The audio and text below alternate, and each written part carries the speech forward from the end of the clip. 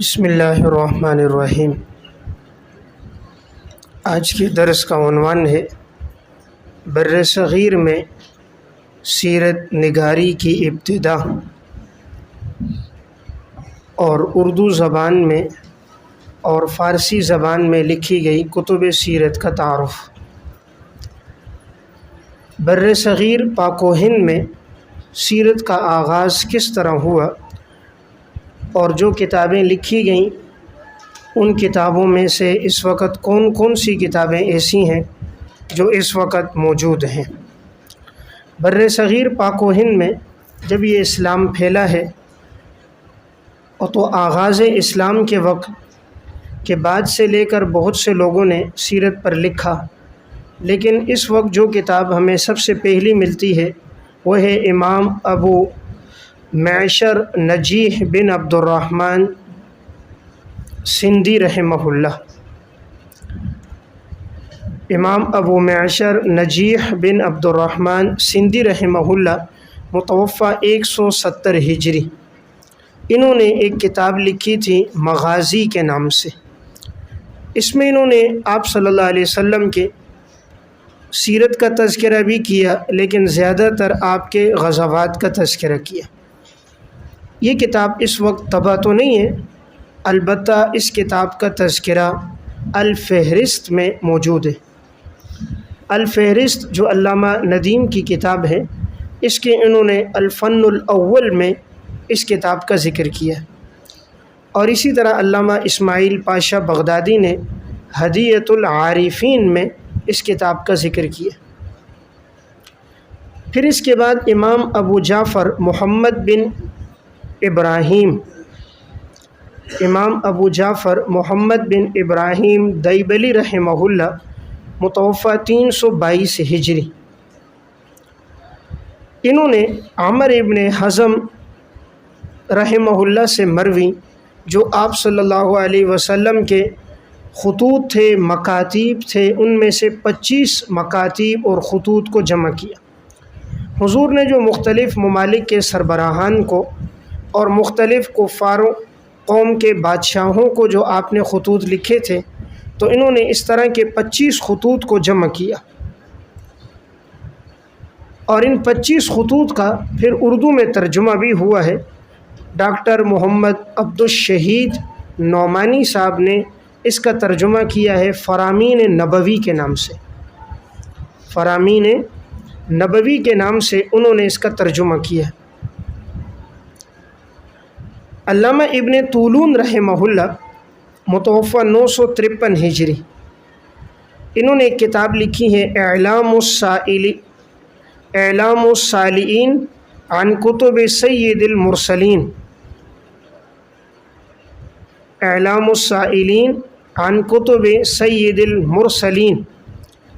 اس میں انہوں نے آپ صلی اللہ علیہ وسلم کے خطوط کا تذکرہ کیا تھا، اور ہر خط کو انہوں نے بالسند ذکر کیا۔ روایات کے انتخاب میں بھی انہوں نے بڑی تحقیق کے بعد ان روایات کو لیا اور خط کا پورا مضمون انہوں نے لکھا۔ تو اسی کتاب کے آخر میں یہ جو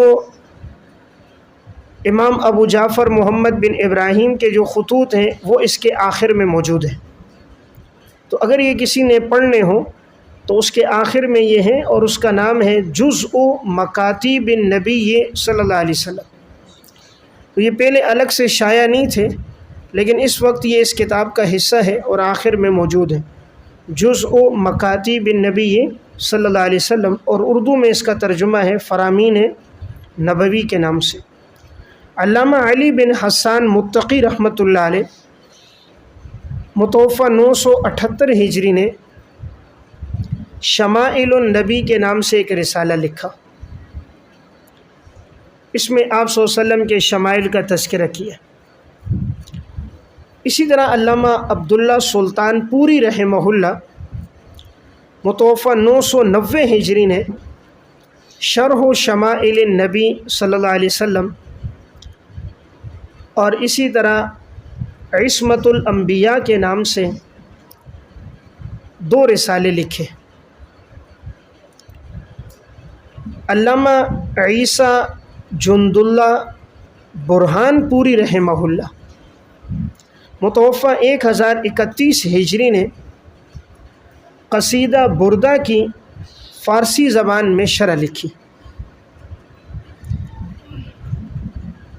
ان کے بعد باقاعدہ سیرت پر مفصل انداز میں حضرت مجدد الفسانی رحمۃ اللہ علیہ متوفہ 1034 ہجری،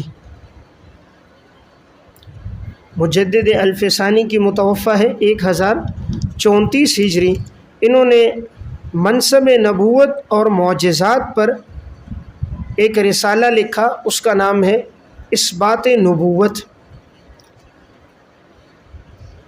آپ صلی اللہ علیہ وسلم کے منصب نبوت اور معجزات کے تذکرے پر انہوں نے ایک رسالہ لکھا ہے جس کا نام ہے اثبات نبوت کے نام سے۔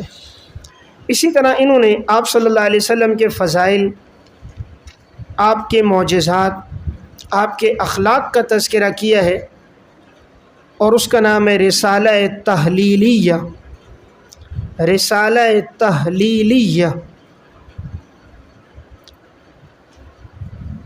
ان کے بعد مفصل انداز میں سیرت پر جس نے کتاب لکھی وہ شیخ عبدالحق محدث دہلوی رحمہ اللہ متوفہ 1052 ہجری۔ شیخ کی کتاب کا نام ہے مدارج النبوہ۔ یہ کتاب فارسی زبان میں ہے اور آپ صلی اللہ علیہ وسلم کی سیرت پر ایک جامع کتاب ہے۔ فارسی کتب کے تذکرے میں انشاءاللہ میں آگے اس کا تعارف عرض کروں گا۔ پھر ان کے بعد ان کے صاحبزادے ہیں، اس کا نام ہے شیخ نور الحق دہلوی۔ یہ شیخ عبدالحق دہلوی کے بیٹے ہیں، ان کی وفات ہے 1073 ہجری میں۔ شیخ نور الحق دہلوی یہ وہی ہیں جنہوں نے بخاری کی شرح بھی لکھی ہے تیسیر القاری کے نام سے، فارسی زبان میں ان کی شرح ہے تیسیر القاری کے نام سے۔ انہوں نے شرح و شمائل النبی لکھی، شرح و شمائل النبی، اس میں آپ صلی اللہ علیہ وسلم کے جو شمائل اور آپ کی جو خصوصیات ہیں ان کا تذکرہ بالتفصیل کیا۔ یہ کتاب فارسی زبان میں ہے۔ ان کے بعد خواجہ معین الدین کاشمیری رحمہ اللہ متوفہ 1085 ہجری، انہوں نے خصائص مصطفیٰ کے نام سے کتاب لکھی۔ تو گویا یوں 11ویں صدی تک یہ جو کتابیں یا رسالے لکھے گئے تو ان کا میں نے یہ مختصر تذکرہ کر دیا۔ پھر بر صغیر میں جب آغاز میں سیرت نگاری کی ابتدا ہوئی تو وہ میلاد کے نام سے ہوتی تھی۔ جب بھی کوئی رسالہ چھپتا، کوئی مضمون چھپتا تو عموماً اس کے اندر لفظ کیا ہوتا؟ میلاد۔ ان ناموں سے چھپتے، تولد نامہ، میلاد نامہ، پیدائش نامہ، ولادت نامہ، پیغمبر نامہ، یہ اصطلاحات استعمال ہوتی تھی۔ یعنی اس کے بعد جب بر صغیر میں حضور کی سیرت کا تذکرہ ہوتا تو اس میں عموماً لفظ میلاد کا اور اسی طرح اسی سے مشتق جو دیگر مادے ہیں ان کے لفظوں کے ساتھ وہ مستعمل کر کے اسے لکھا جاتا تھا۔ پھر اس کے بعد دوسری اصطلاحات پر بھی لکھی گئی کتابیں، لیکن زیادہ تر ان میں عنوان یہ رہا۔ آپ صلی اللہ علیہ وسلم کے معراج پہ لکھتے تو نام ہوتا معراج نامہ، اسی طرح نور نامہ، شمائل نامہ، مبشرات نامہ، ارشاد نامہ، وفات نامہ، حلیہ نامہ۔ تو یہ گویا کہ اس ناموں کے ساتھ وہاں کتابیں پھر رسالے چھپتے گئے۔ اگر کسی نے بالتفصیل دیکھنا ہے کہ نثر میں کون کون سی کتابیں لکھی گئیں بر صغیر میں سیرت پر، تو ایک نہایت مفید کتاب ہے ڈاکٹر انور محمود خالد کی، ڈاکٹر انور محمود خالد کی کتاب ہے جو ان کے پی ایچ ڈی کا مقالہ ہے، اس کا نام ہے اردو نثر میں سیرت رسول، اردو نثر میں سیرت رسول۔ اس کتاب میں انہوں نے آپ صلی اللہ علیہ وسلم کی سیرت پہ جو لکھا گیا ہے نثر میں آغاز سے اب تک، خاص طور پہ بر صغیر کو عنوان بنا کر سب کا تذکرہ کیا۔ تو اگر کوئی یہ کتاب لے لیتا ہے تو اس میں سیرت کے حوالے سے نثر میں جتنا کام ہوا ہے اس کا تذکرہ اس کے سامنے آ جائے گا۔ اب عنوان ہے کہ سیرت پر مطبوعہ فارسی کتابیں۔ فارسی زبان میں سیرت پر جو کتابیں لکھی گئیں اور وہ مطبوعہ ہیں تو وہ 3 کتابیں ہیں۔ نمبر 1 پہلی کتاب وہ ہے مدارج النبوہ۔ یہ شیخ عبدالحق محدث دہلوی رحمہ اللہ متوفہ 1052 ہجری کی کتاب ہے۔ یہ کتاب فارسی زبان میں ہے۔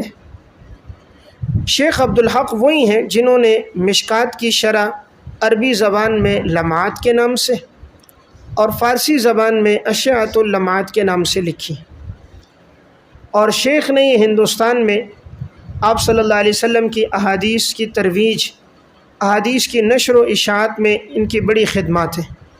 ان کی اور ان کے بعد پھر حضرت شاہ ولی اللہ محدث دہلوی رحمہ اللہ متوفہ 1176 ہجری متوفہ 1100۔ دیکھیں یہ 3 آدمی ہیں جنہوں نے ہندوستان میں خاص طور میں بر صغیر میں بڑا کام کیا۔ پہلے مجدد الفسانی ہے، ان کی وفات 1034 ہجری میں، کیونکہ مجدد کے دور میں جب یہ فتنہ سامنے آیا تھا اکبر کا، یہاں تک کہ کلمے کو بھی تبدیل کر دیا، اصطلاحات بھی تبدیل ہو گئی اور شاعر بھی تبدیل ہو گئے، تو مجدد نے اس وقت دفاع کیا تھا اور اس میں ان کو بڑی سختیاں، آزمائشیں، تکلیفیں بھی ان پر آئیں، قید و بند کی بڑی صعوبتیں ان پر آئی ہیں۔ ان کا تذکرہ پڑھنا ہو تاریخ دعوت و عزیمت میں بھی ان کا تذکرہ موجود ہے، تو اسی لیے انہیں مجدد الفسانی کہتے ہیں، گویا دوسری 1000 سال کی صدی کے مجدد۔ تو انہوں نے ہندوستان کے اندر خاص طور پہ دین کو ترویج دی۔ ان کے بعد پھر شیخ عبدالحق محدث دہلوی رحمہ اللہ متوفہ 1052 ہجری کہ شیخ نے حدیث کی بھی تشریح کی، فارسی میں بھی، عربی میں بھی، سیرت پر بھی یہ کتاب لکھی، اور اسی طرح انہوں نے صوفیہ اکرام کے حالات بھی لکھے، اخبار الاخیار، صوفیہ اکرام میں جتنے لوگ آئے ہیں ان کے حالات ہیں۔ اس کا اردو میں بھی ترجمہ دارالاشاعت سے طبع ہے، تو اگر کسی کا ذوق ہو صوفیہ اکرام کے حالات پڑھنے کا تو اس کتاب میں ان کے حالات ہیں۔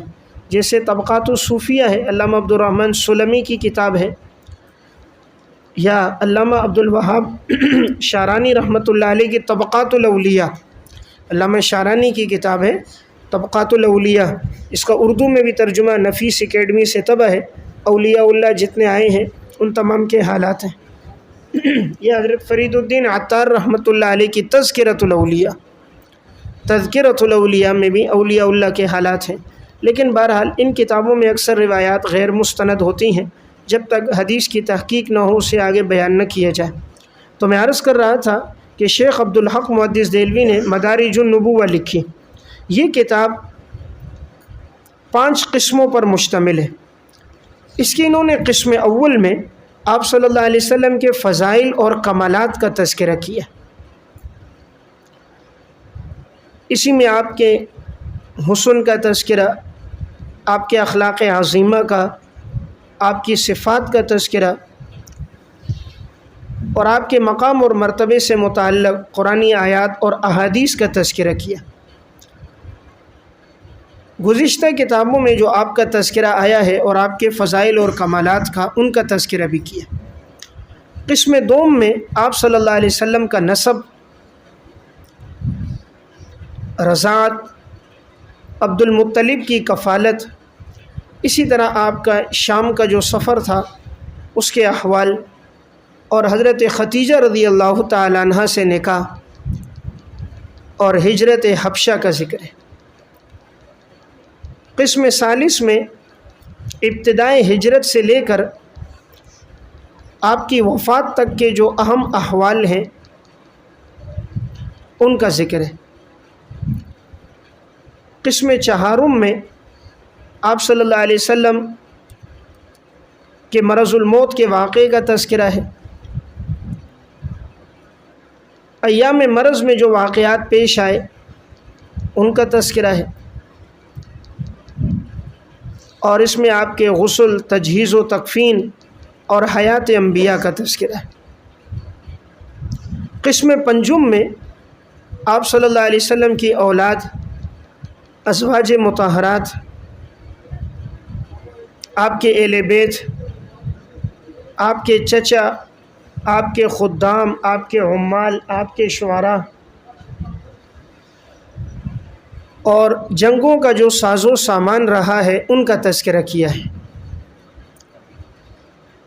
تو یہ کتاب اس لحاظ سے مفید ہے کہ اس میں سیرت کے تقریباً تمام گوشوں کو لیا گیا ہے، اور کوئی گوشہ ایسا نہیں ہے جس کا تذکرہ اس میں نہ ہوا ہو۔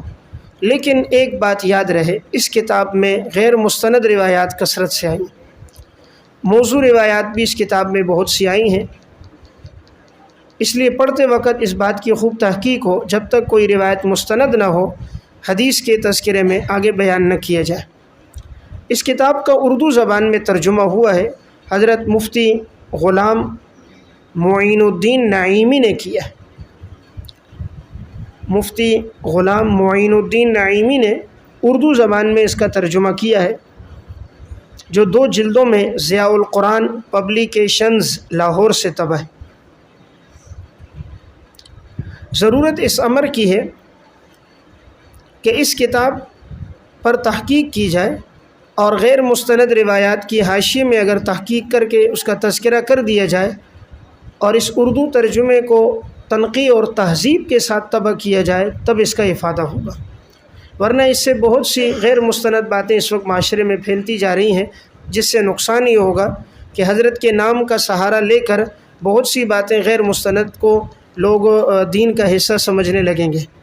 عموماً اہل بدعت بھی اس کتاب کو پڑھ کر اس سے روایات کو اور غیر مستند باتوں کو بیان کرتے ہیں اور شیخ کے نام کا سہارا لیتے ہیں۔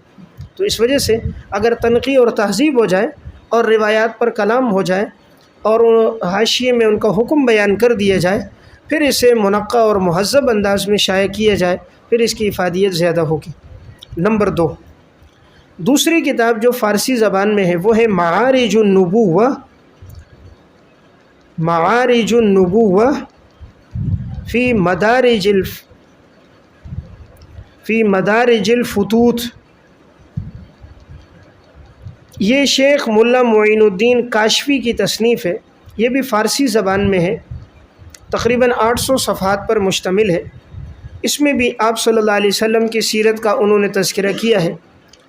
البتہ کتاب کے آغاز میں حضرت آدم علیہ السلام سے لے کر جناب رسول اللہ صلی اللہ علیہ وسلم تک سیرت کا ذکر ہے۔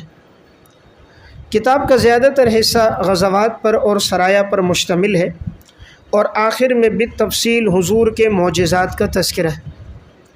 یہ کتاب مطبع کریمی بمبئی سے طبع ہے۔ نمبر 3، روضۃ الاحباب فی سیر النبی والآل والاصحاب،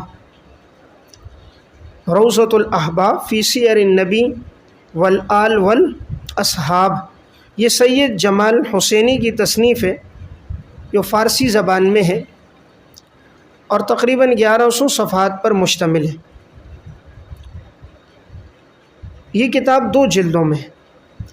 اس کی پہلی جلد آپ صلی اللہ علیہ وسلم کی سیرت پر ہے، اور دوسری جلد خلفائے راشدین، اہل بیت اور صحابہ اکرام کے تذکرے پر ہے۔ جیسے انہوں نے کتاب کے نام میں بھی اشارہ کیا ہے کہ روضۃ الاحباب فی سیر النبی والآل والاصحاب، کہ میری کتاب میں حضور کی سیرت کا بھی تذکرہ ہے، اہل بیت کا بھی تذکرہ ہے، اور آپ کے صحابہ کا بھی تذکرہ ہے۔ اس کی پہلی جلد میں انہوں نے ترتیب کے ساتھ آپ صلی اللہ علیہ وسلم کی ولادت سے لے کر وفات تک کے حالات کو یکجا کیا۔ اس میں غزوات اور سرایا کا تذکرہ بھی قدر تفصیل سے آیا۔ آخر میں آپ کے شمائل، اوصاف، آپ کے خصائص اور اخلاق عظیمہ کا تذکرہ ہے۔ اس کی دوسری جلد خلفائے راشدین اور ان کے دور میں پیش آنے والے واقعات پر مشتمل ہے۔ اس کتاب کا فارسی نسخہ تو مطبع منشی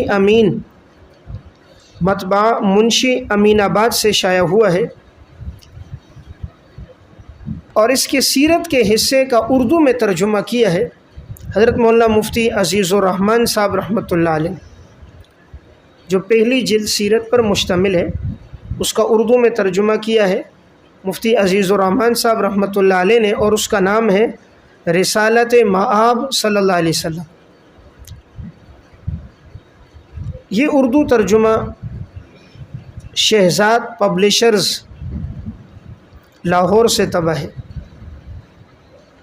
تو بہرحال فارسی زبان میں جو ہمیں مطبوعہ کتابیں ملتی ہیں وہ یہ 3 کتابیں ہیں۔ اب عنوان ہے اردو زبان میں لکھی گئی سیرت کی 70 کتابوں کا تذکرہ۔ جس سے پہلے میں نے عربی زبان میں لکھی گئی تقریباً 73 کتابوں کا تذکرہ آپ کے سامنے کیا، تو اردو زبان میں جو سیرت پر لکھی گئی 70 کتابیں ہیں، ان کتابوں میں تمام مکاتب فکر کے علماء کی کتابیں شامل ہوں گی۔ اس میں علماء دیوبند کی طرف سے جو سیرت کی کتابیں لکھی گئیں، اسی طرح اہل حدیث علماء نے جو کتابیں لکھیں، یا بریلوی مکتب فکر کے علماء نے جو کتابیں لکھی ہیں، یا ان کے علاوہ دیگر اہل علم نے سیرت پر جو بھی کام کیا ہے اس میں اس کا تذکرہ آئے گا۔ آپ صلی اللہ علیہ وسلم کی زبان عربی تھی، قرآن کریم عربی زبان میں آیا۔ اردو زبان کوئی بہت پرانی نہیں ہے، اس کی تاریخ تقریباً 200 سال کی، یعنی 200 سال پرانی زبان ہوگی، یہ بھی زیادہ بتا رہا ہوں ورنہ اس سے کم ہے۔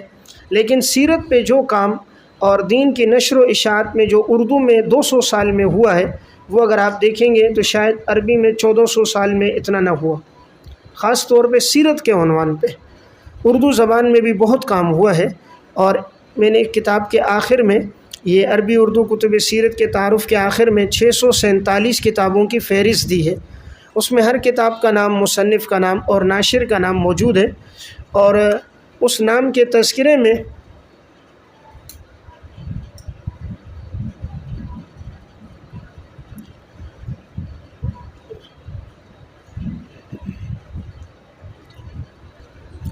تو میں عرض کر رہا تھا کہ یہ کتاب جو کتب سیرت کے تعارف میں، اس کے آخر میں 647 کتابوں کا تذکرہ ہے، اور اس میں وہ تمام کتابیں اردو زبان میں لکھی گئی ہیں۔ کتاب کا نام، مصنف کا نام اور ناشر کا نام بھی ہے، تو اس سے معلوم ہوتا ہے کہ اردو زبان میں سیرت پر بہت بڑا کام ہوا، اور حروف تہجی کی ترتیب پر ان کتابوں کے اسما موجود ہیں، تو اگر کوئی سیرت کے کسی گوشے پہ پڑھنا چاہے تو اس کے لیے سہولت ہے۔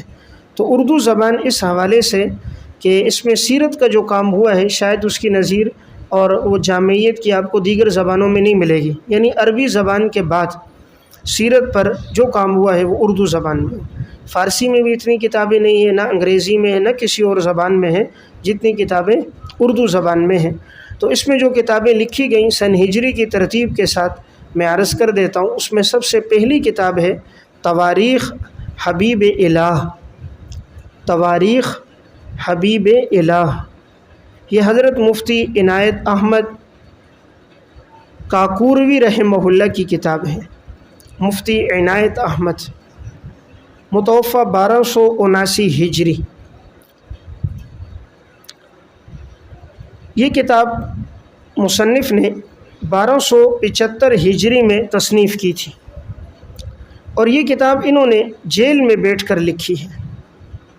اس وقت ان کے پاس کوئی اور کتاب دستیاب نہیں تھی، بلکہ اپنے حافظے کے ساتھ اور اپنے سابقہ مطالعے کی روشنی میں انہوں نے اس کتاب کو لکھا۔ یہ کتاب 176 صفحات پر مشتمل ہے۔ اس میں آپ صلی اللہ علیہ وسلم کی سیرت کا آغاز ولادت سے کیا ہے، اور آپ کی زندگی کے اہم واقعات کو اس میں لکھا ہے۔ تو گویا یہ کتاب اپنی قوت حافظہ سے لکھی گئی ہے،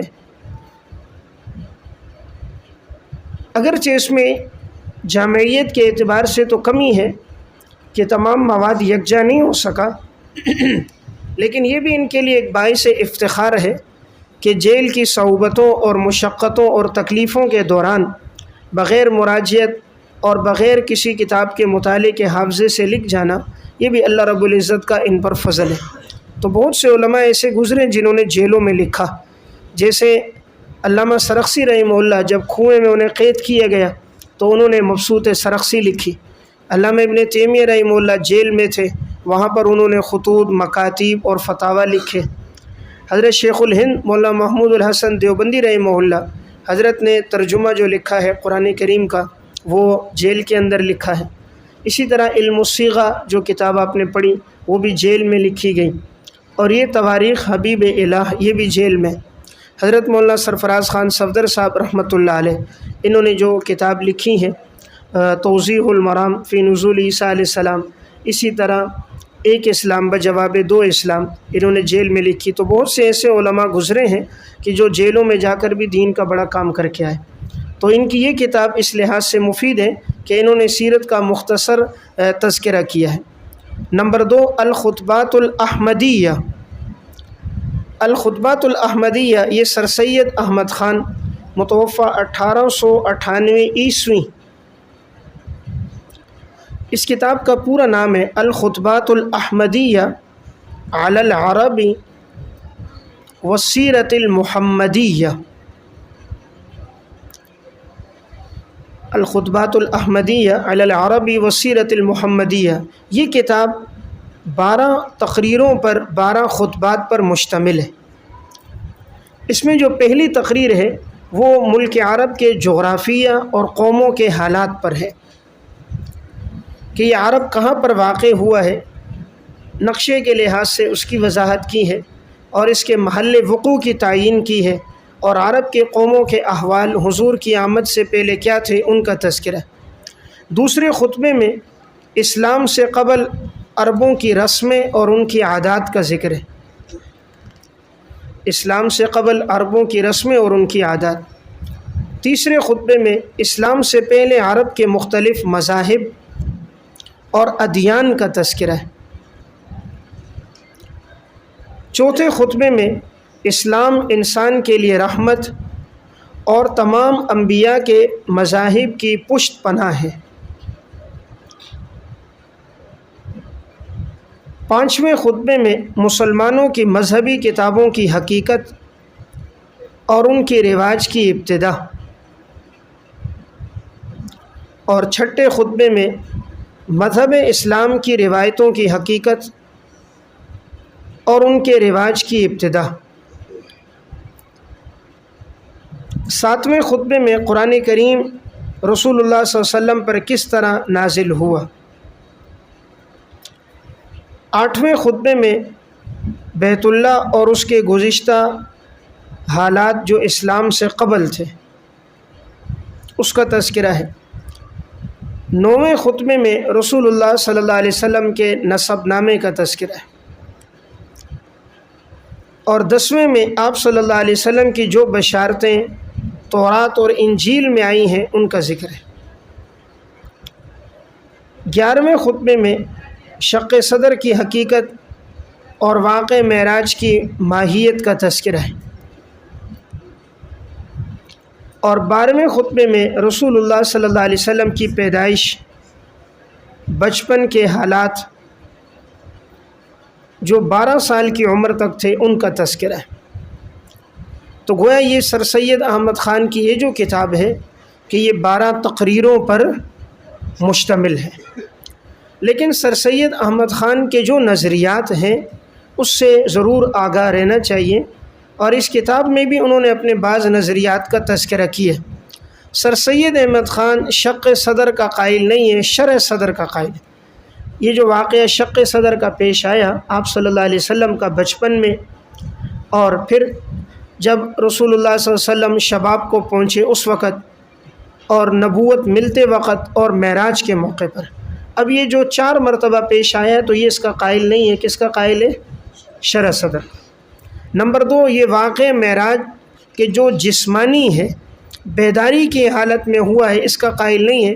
یہ کہتا ہے واقع معراج صرف ایک روحانی اور نامی واقعہ ہے، نیند کا ہے، خواب کا واقعہ ہے، جسمانی اور بیداری والا اس کا قائل نہیں. اور واقع معراج کی جو تفصیلات احادیث میں آئی ہیں اس کو متعارض کہہ کر اس کا انکار کرتا ہے. اسی طرح آپ صلی اللہ علیہ وسلم کے جتنے معجزات ہیں یہ اس کا قائل نہیں تھا. جیسا حضور کے جو معجزات آئے، دیگر انبیاء علیہ السلام کے جو معجزات ہیں، جیسے موسیٰ علیہ السلام کا ایک معجزہ ہے کہ جب فرعون آیا تو پانی کا ملنا، موسیٰ علیہ السلام کے جاتے وقت پانی کا ہٹ جانا، راستوں کا بن جانا. اب یہ قائل نہیں ہے، کہتے پانی میں مد و جزر تھا، موسیٰ علیہ السلام کے وقت پانی پیچھے چلا گیا، فرعون کے وقت پانی آگے آ گیا. تو پانی بھی بڑا سمجھدار تھا جسے یہ ساری باتیں معلوم تھیں. اسی طرح فضرب بعصاک الحجر، اس کا ترجمہ کرتا ہے لاٹھی لے کر پہاڑ پہ چڑھ۔ حالانکہ اضرب کا معنی چلنا اور حجر کا معنی پہاڑ، اور یہ ترجمہ کرنا آج تک کسی نے نہیں کیا۔ ابراہیم علیہ السلام کو آگ میں ڈالنا، آگ کا ٹھنڈا ہونا، اس کا قائل نہیں ہے۔ اسی طرح جنات کا قائل نہیں ہے اور فرشتوں کا یہ قائل نہیں ہے۔ تو ہر وہ بات جو عقل کے اس کو خلاف نظر آئی تو اس نے اس کا انکار کر دیا۔ جو بات مشاہدات کے برخلاف نظر آئی تو اس نے انکار کر دیا، یعنی وحی سے زیادہ اس کا ایمان عقل پر ہے۔ عقل سے جو بات تسلیم ہوگی مانے گا، ورنہ نہیں مانے گا۔ اس نے جو تفسیر لکھی ہے، نام تو رکھا تفسیر القرآن، لیکن در حقیقت وہ تحریف القرآن ہے۔ قرآن کریم کی اس میں جا بجا تحریف ہوئی ہے۔ اگر آپ نے اس عنوان پہ پڑھنا ہے کہ اس نے تفسیر میں کہاں کہاں اس طرح کی باتیں کی، تو حضرت مولانا ڈاکٹر حبیب اللہ چترالی صاحب، حضرت مولانا ڈاکٹر حبیب اللہ چترالی دامت برکاتہم، ان کا ایک PhD کا مقالہ ہے بر صغیر میں قرآن فہمی کا تنقیدی جائزہ۔ بر صغیر میں قرآن فہمی کا تنقیدی جائزہ، اس کے صفحہ 637 تا صفحہ 686، اس میں انہوں نے اس تفسیر کا تذکرہ بھی کیا، اور جہاں ایسی باتیں ہیں ان کا تذکرہ بھی کیا اور ان تحریفوں کا تذکرہ بھی کیا۔ تو یہ ان کی سیرت کی کتاب کا تو میں نے اس لیے ذکر کر دیا کہ چونکہ سیرت پر ان کے یہ تقریریں تھیں اور عوام میں مشہور ہیں، لیکن بہرحال ان کے نظریات سے واقف ہونا ضروری ہے۔ آج کل جو ہماری نئی نسل ہے وہ ان کی صرف تصویر دیکھ لیتے ہیں، تصویر میں بڑی داڑھی ہے، وہ سمجھتے ہیں یہی اسلام کا داعی تھا اور اسلام کا اسی نے نقشہ پیش کیا۔ اسکولوں میں بھی اس کا تذکرہ ہوتا ہے، لیکن اس کے نظریات اور عقائد کے بارے میں کوئی بھی رہنمائی نہیں کرتا۔ اس لیے نسل نو کو بتانا چاہیے کہ دین وہ ہے جو 1400 سال سے چلا آ رہا ہے، اور وہ ہے جو نصوص میں موجود ہے۔ اگر کوئی اس سے ہٹ کر تشریح کرتا ہے تو وہ تشریح قابل قبول نہیں۔ نمبر 3، رحمت للعالمین، تیسری کتاب ہے رحمت للعالمین، قاضی محمد سلیمان منصور پوری رحمۃ اللہ علیہ، متوفہ 1348 ہجری۔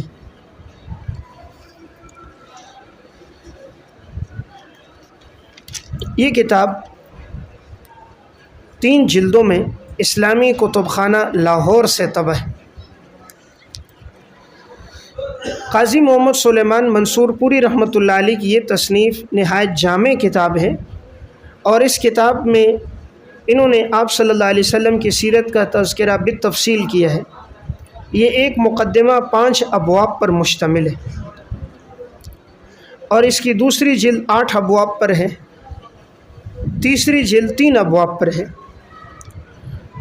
مقدمے میں انہوں نے آپ صلی اللہ علیہ وسلم کی سیرت کا تذکرہ کیا ہے، اور اسی طرح حضرت ابراہیم علیہ السلام کے احوال کا تذکرہ ہے۔ پھر آپ کے اجداد کا مختصر تعارف کرایا ہے۔ عہد جاہلیت میں عرب کا جو نقشہ تھا اس کا ذکر ہے۔ اس کے بعد آپ صلی اللہ علیہ وسلم جو دین لے کر آئے اس کی برکات، اس کی خصوصیات کا تذکرہ ہے۔ اس میں انہوں نے زیادہ تر احادیث کو استناد میں ذکر کیا ہے اور مستند اور ٹھوس مواد پیش کیا ہے۔ ان کے بنیادی مصادر میں بھی قرآن کریم، کتب حدیث، کتب سیر اور کتب مغازی ہیں۔